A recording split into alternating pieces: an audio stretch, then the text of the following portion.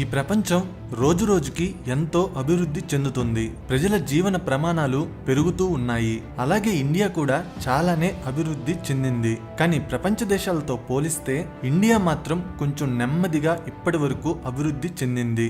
దానికి చాలా కారణాలు ఉన్నాయి. అవి ఇప్పుడు మనకి అవసరం లేదు. కానీ నెక్స్ట్ రాబోయే 10 నుంచి 20 సంవత్సరాల్లో ఇండియా కూడా ప్రపంచ దేశాలతో పోలిస్తే ఏమాత్రం తక్కువ కాదు అన్నట్టుగా అభివృద్ధి చెందబోతుంది. ప్రపంచానికి ఏం కావాలన్నా అది ఇండియాలోనే తయారవ్వబోతుంది. ఇండియా ఏదైనా చెబితే దాన్ని ప్రపంచ దేశాలు పాటించే విధంగా ఇండియా మారబోతుంది. ఇవన్నీ ఇండియా ఎలా చేయబోతుందో ఈ వీడియోలో చెబుతాను. ఇక స్టార్ట్ చేస్తాను. Number 1, electronic chips. వీటిని సెమీకండక్టర్స్ అని కూడా అంటారు. దాదాపు ఏ ఎలక్ట్రానిక్ డివైస్ మ్యానుఫ్యాక్చర్ చేయాలన్నా అందుకు సెమీకండక్టర్స్ కావాలి. Mobile phones, TVs, cars, electronic gadgets ఇలా అన్నిటిలోనూ సెమీకండక్టర్స్ ఉంటాయి. సెమీకండక్టర్స్ లేకపోతే ఏ ఎలక్ట్రానిక్ డివైస్ ని తయారు చేయలేము. అందుకే ఎలక్ట్రానిక్ డివైజెస్ లో సెమీకండక్టర్స్ అనేవి చాలా ఇంపార్టెంట్ పార్ట్స్.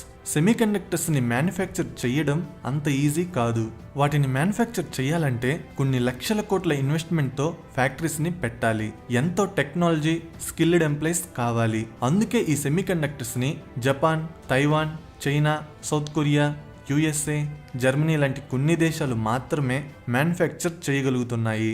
సెమీకండక్టర్స్ వల్ల ఆ దేశాల్లో చాలా ఉద్యోగాలు, సంపద క్రియేట్ అవుతుంది. తైవాన్కి వచ్చే ఇన్కంలో చాలా వరకు సెమీకండక్టర్స్ ఇండస్ట్రీ నుంచే ఇన్కమ్ వస్తుంది. Middle eastern countries oil exports మీద బ్రతుకుతుంటే ఈ కంట్రీస్ సెమీకండక్టర్స్ మీద బ్రతుకుతున్నాయి. సో మీరే అర్థం చేసుకోండి సెమీకండక్టర్స్ ఇండస్ట్రీ ఎంత పెద్దది అనేది. ప్రస్తుతం ఇండియాలో తయారయ్యే వస్తువులకి కావలసిన సెమీకండక్టర్స్ ని వేరే దేశాల నుంచి ఇంపోర్ట్ చేసుకుంటున్నారు. ఇండియా వేరే దేశాల నుంచి ఎక్కువగా ఇంపోర్ట్ చేసుకునేది ఆయిల్ అండ్ ఎలక్ట్రానిక్ డివైజెస్ ని. 2020-21 ఫైనాన్షియల్ ఇయర్ లో ఇండియా 1,00,000 కోట్ల రూపాయల విలువైన ఆయిల్ ని ఇంపోర్ట్ చేసుకుంటే అదే సంవత్సరంలో 50,000 కోట్ల రూపాయల విలువైన సెమీకండక్టర్స్ ని ఇంపోర్ట్ చేసుకుంది. సో మీరే అర్థం చేసుకోండి ఇండియా ఎంతగా సెమీకండక్టర్స్ ని ఇంపోర్ట్ చేసుకుంటుందనేది. ప్రపంచంలో తయారయ్యే చిప్స్ లో 55% చిప్స్ తైవాన్ లోనే తయారవుతాయి. ఇండియా కూడా ఎక్కువగా తైవాన్ నుంచే చిప్స్ ని ఇంపోర్ట్ చేసుకుంటుంది. ఆల్రెడీ చైనా అండ్ తైవాన్ మధ్య గొడవలు ఉన్నాయి. ప్రస్తుతం ఎలాగైతే యుక్రెయిన్, రష్యా మధ్య యుద్ధం జరుగుతుండడం వల్ల ప్రపంచమంతా ఆయిల్ క్రైసిస్ వచ్చిందో అలాగే ఒకవేళ చైనా, తైవాన్ మధ్య యుద్ధం వస్తే ప్రపంచమంతా చిప్ క్రైసిస్ రావచ్చు. ఆల్రెడీ కరోనా వల్ల ఎలక్ట్రానిక్ డివైజెస్ కి డిమాండ్ పెరగడంతో దానికి తగిన చిప్స్ సప్లై లేక క్రైసిస్ వచ్చి ఎలక్ట్రానిక్ డివైజెస్ ప్రైసెస్ పెరిగాయి. కార్స్ కొనే వాళ్ళకి వెయిటింగ్ పీరియడ్ బాగా పెరిగిపోయింది. ఈసారి చైనా, తైవాన్ మధ్య యుద్ధం వస్తే అప్పుడు మొత్తం చిప్స్ మ్యానుఫ్యాక్చరింగే ఆగిపోవచ్చు.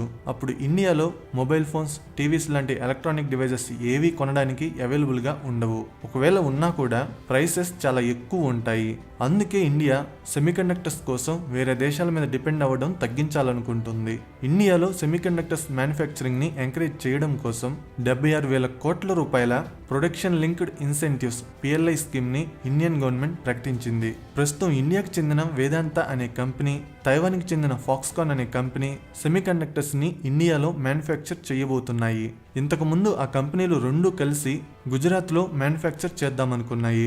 కానీ రీసెంట్ గా అవి రెండు విడిపోయాయి. సో ఇప్పుడు ఆ రెండు కంపెనీస్ విడివిడిగా సెమీకండక్టర్స్ ని ఇండియాలో మ్యానుఫ్యాక్చర్ చేయబోతున్నాయి. అవి కన్స్ట్రక్ట్ చేయబోయే ఫ్యాక్టరీస్ ఎంత పెద్దవో తెలియాలంటే ఎగ్జాంపుల్ చెబుతాను.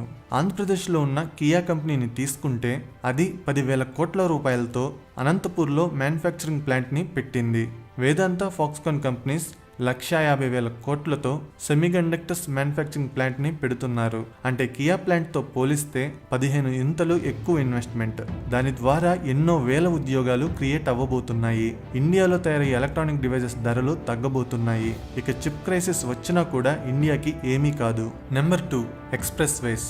ఇండియాలో చాలా వస్తువుల్ని మ్యానుఫ్యాక్చర్ చేస్తుంటారు. అయితే ఆ మ్యానుఫ్యాక్చర్ చేసిన వస్తువుల్ని మ్యానుఫ్యాక్చర్ చేసిన చోటు నుంచి వినియోగదారుడికి ట్రాన్స్పోర్ట్ చేయాలి చేయాలంటే ఆ వస్తువు ధరలో 16% ధర దాన్ని ట్రాన్స్పోర్ట్ చేయడానికి అయిన ఖర్చు ఉంటుంది. ఫర్ ఎగ్జాంపుల్, ఒక వస్తువు ధర 100 రూపాయలు ఉందనుకోండి, అందులో 16 రూపాయలు దాన్ని ట్రాన్స్పోర్ట్ చేయడానికి అయిన ఖర్చు ఉంటుంది.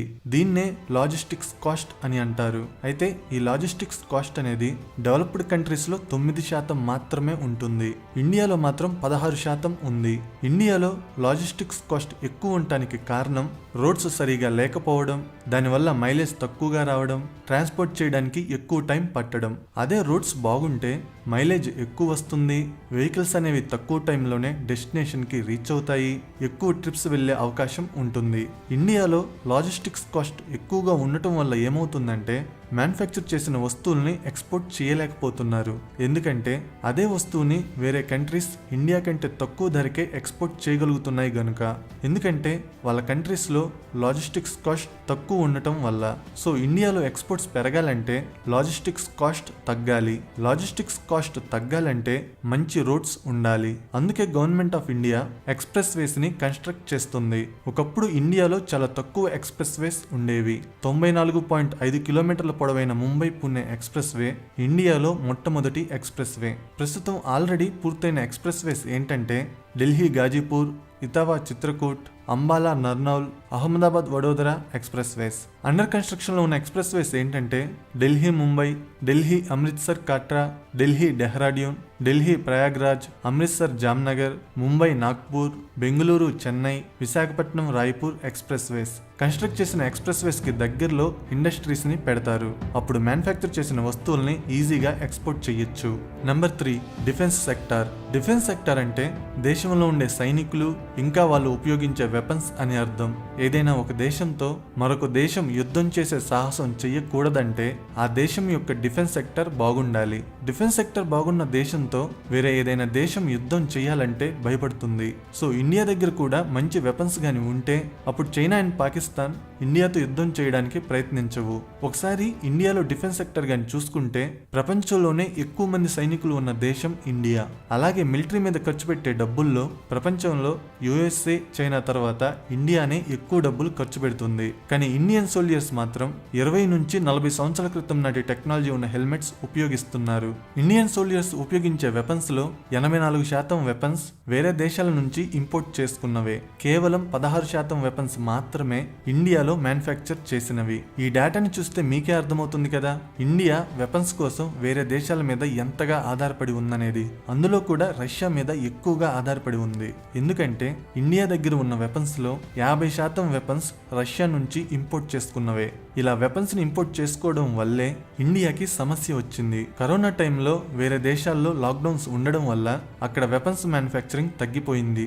దానివల్ల ఆ దేశాలు ఇండియాకి కావాల్సిన కొన్ని ముఖ్యమైన వెపన్స్ ని సప్లై చేయలేకపోయాయి. అదీ కాకుండా రీసెంట్ గా యుక్రెయిన్ రష్యా మధ్య యుద్ధం జరుగుతుండడం వల్ల రష్యా మీద యుఎస్ఏ శాంక్షన్స్ విధించింది. ఆ శాంక్షన్స్ ఎలాంటివంటే రష్యాలో వెపన్స్ ని మ్యానుఫ్యాక్చర్ చేయడానికి కావాల్సిన రా మెటీరియల్ ని ఏ దేశము సప్లై చేయకూడదని.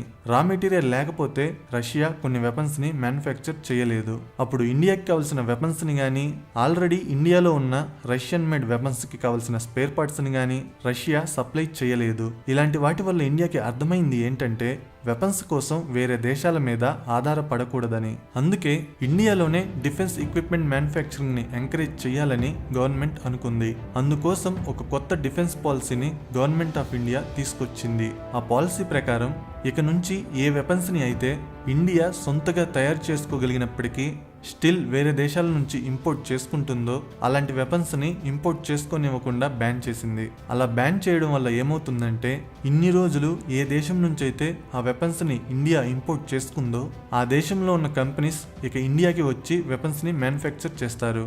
ఇండియాలో మ్యానుఫ్యాక్చర్ చేయడమే కాకుండా వాటిని వేరే దేశాలకి ఎక్స్పోర్ట్ చేస్తారు. ఫారిన్ కంపెనీస్ మాత్రమే కాకుండా ఇండియన్ కంపెనీస్ కూడా వెపన్స్ ని మ్యానుఫ్యాక్చర్ చేస్తాయి. 2027 కల్లా ఇండియాలో ఉపయోగించే వెపన్స్ లో 70% వెపన్స్ ఇండియాలోనే మ్యానుఫ్యాక్చర్ చేయాలని గవర్నమెంట్ టార్గెట్ పెట్టుకుంది. ప్రస్తుతం భారత సైనికులు ఇండియాలోనే మ్యానుఫ్యాక్చర్ అయిన మోడర్న్ హెల్మెట్స్ ని ఉపయోగిస్తున్నారు. ఇంకొక విషయం ఏంటంటే ప్రస్తుతం ఇండియాలో గవర్నమెంట్ కంపెనీస్ మాత్రమే మిలిటరీ ఎయిర్ క్రాఫ్ట్ ని మ్యానుఫ్యాక్చర్ చేస్తున్నాయి. త్వరలో ఇండియాలో ప్రైవేట్ కంపెనీస్ కూడా మిలిటరీ ఎయిర్ క్రాఫ్ట్ ని మ్యానుఫ్యాక్చర్ చేయబోతున్నాయి. ప్రైవేట్ కంపెనీస్ కూడా వాటిని మ్యానుఫ్యాక్చర్ చేయడానికి పర్మిషన్ ఇచ్చారు. Tata and Airbus companies కలిసి ఎయిర్ క్రాఫ్ట్ ని మ్యానుఫ్యాక్చర్ చేయబోతున్నాయి. So semiconductors, expressways, defence sector, ఈ 3 సెక్టర్స్ ని గవర్నమెంట్ అభివృద్ధి చేస్తుంది. ఇవే కాకుండా ఇంకా చాలా అభివృద్ధి పనుల్ని గవర్నమెంట్ చేస్తుంది. రైల్వేస్ విషయానికి వస్తే ఒకప్పుడు 50% రైల్వే ట్రాక్స్ కి మాత్రమే ఎలక్ట్రిఫికేషన్ ఉండేది. అందువల్ల చాలా ట్రైన్స్ డీజిల్ ఇంజిన్స్ తో నడిచేవి. ఇప్పుడు 83% రైల్వే ట్రాక్స్ కి ఎలక్ట్రిఫికేషన్ ఉంది. ఎలక్ట్రిఫికేషన్ వల్ల ట్రైన్స్ కరెంట్ తో నడుస్తాయి, పొల్యూషన్ తగ్గుతుంది, ఆయిల్ ని ఇంపోర్ట్ చేసుకునే పని ఉండదు.